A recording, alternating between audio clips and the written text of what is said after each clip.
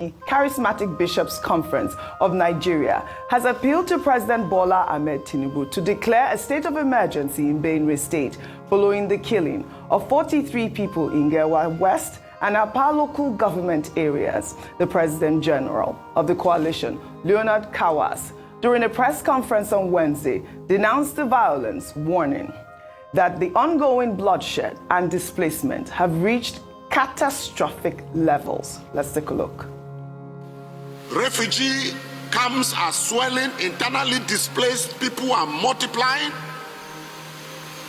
And we are saying to our president, Bola Ahmed Tinubu, that the time for people to be playing politics with the lives of Nigerians is over. Therefore, if Mr. President could declare a state of emergency in Rivers State that had less crisis, what is stopping Mr. President from declaring a state of emergency in a place like Benue and a few other states that are already at war?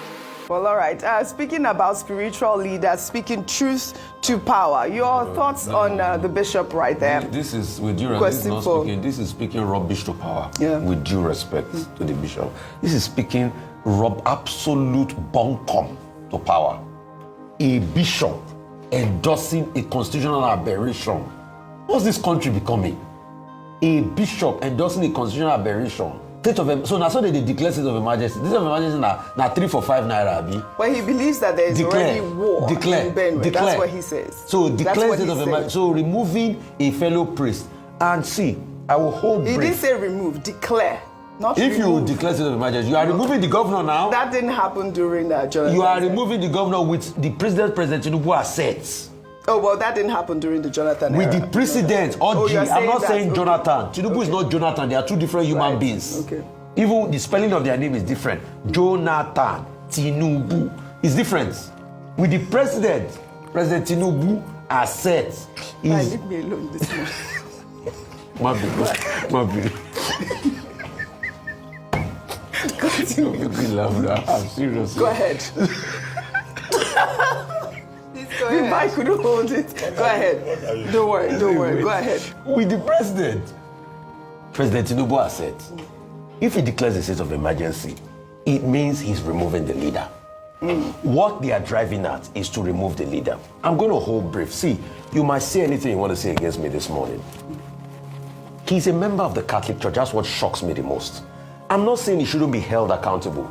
But remember also, they were against him even dabbling into politics at first, in the very start. So is the solution now the state of emergency? Please, with due respect, Dr. Abati served in that Jonathan's government. The state of emergency they declared in Borno, did it solve all the insecurity problem? Are they not still bombing Borno till dates? And please, we have and that's why I asked the question of other state actors and militia leaders. It's a multifaceted angle of what is happening in Borno, in Benue State today. There's also a political dimension to it. Look at the squabble going on in the APC as we speak. The governor is dealing with a lot. I'm not saying he cannot do better. He can do a whole lot better. But declaring a state of emergency is not the solution. How can we fix it? Yesterday, Dr. Balti was talking about how the military chief was in Maiduguri. Let us see how we can fight it with intelligence, with troops on ground, and most importantly, like you were saying, Vimbai, fixing the environmental degradation there. Because you see, we do not talk about the role climate change also plays in all of this.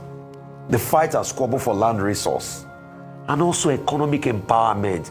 The reason why you are having most of this strife and kidnapping and banditry and this insecurity is because there's little economic empowerment across board in all these areas. Nigerians are poor in a country where over 130 million lives on pittance per day. You will have all of this struggle. And that's the thing we should see. In the 80s, Oji, after the Metiseni riot, there was a report that was released about the fact that there's a lot of poverty and insecurity and squabble and strife. I'm talking about the 80s when dollar to naira, when it was still 1 naira to the dollar. That if we do not fix those problems, we'll constantly have the problems of insecurity we're having. And it's happening today. Let's call a spade a spade. Now, bishops should not be the ones fanning the ember of discord by calling for state of emergency now. Okay, Bishop Blackman, now. Let me add a footnote to this. Now, when you talk about state of emergency, the operative rule is under Section 305 of the 1999 Constitution.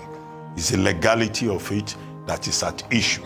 That Section 305 of the 1999 Constitution does not give the President of Nigeria the powers to abdicate the democratic structures in any particular state where a state of emergency is declared, when there is an apparent breakdown of law and order and a gazette approved by the National Assembly, has been declared and a proclamation is made. The problem with Rivers is that the President Bola Ahmed Tinubu did something unconstitutional. This is the argument, by collapsing, removing, the governor, the State House of Assembly. Otherwise, the Constitution makes a provision under Section 305. Now, I do not agree with the charismatic Bishops' Conference saying that they want a state of emergency. We just spoke with Omale Ogamatu from Benue State, and he was saying that there is no complete breakdown of law and order in Benue State that will warrant anybody, asking for a state of emergency. He immediately dismissed that. And number three is the fact that these charismatic Catholic bishops, they were even complaining about the persecution of Christians in Nigeria. I think that that's the most substantive point. Is there a persecution of Nigerians, of Christians in Nigeria, particularly in the Middle Belt? President Tinubu has said again and again, in fact, when he had audience with the Pope, that his administration respects the rights of Christians of all faiths, and that his administration will do everything to defend the rights of persons to have the freedom. Actually, they should be talking about. They should be talking about Atiku himself stepping down. Atiku himself told Jonathan that he should step down based on zoning. Jonathan traveled abroad to plead with him to allow him to complete his tenure, and he refused. Yeah, well, then Atiku said it's the turn of the Southeast to produce the next president of Nigeria, and he usurped it. So they should tell him to step down. Actually, they should be talking about. They should be talking about Atiku himself stepping down. Atiku himself told Jonathan that he should step down based on zoning.